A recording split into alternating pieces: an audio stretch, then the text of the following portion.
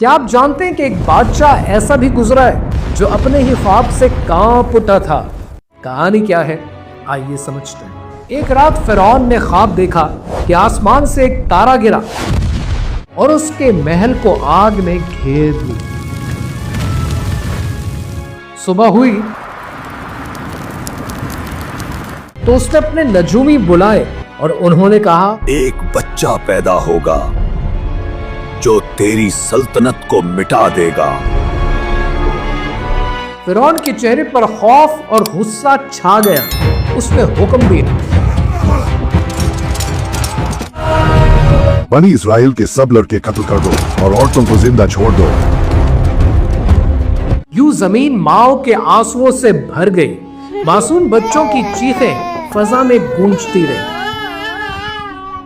کچھ وقت گزرا تو درباریوں نے عرض کیا، اے بادشاہ، اگر سب لڑکے مار ڈالے گئے تو ہمارے کام کون کرے گا؟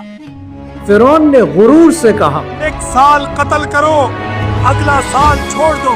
یہ بات تفسیر ابن کثیر میں مرکوز ہے۔ اسی سال جس میں قتل روک دیا گیا، حضرت ہارون علیہ السلام پیدا ہوئے۔ فرعون سمجھ رہا تھا کہ اس نے ہر راستہ بند کر دیا ہے، مگر قدرت کا فیصلہ کچھ اور ہی تھا۔ اسی سال قتل کا حکم تھا اور اسی سال حضرت موسیٰ علیہ السلام پیدا ہوئے۔ اللہ نے حضرت موسیٰ علیہ السلام کی ماں کے دل میں الہام ڈالا، جب خوف محسوس کرو تو اسے دریا میں ڈال دو، ہم اسے واپس لوٹائیں گے اور اسے رسول بنائیں گے۔ صندوق دریا میں بہتا رہا اور جا لگا فرعون کے محل کے کنارے۔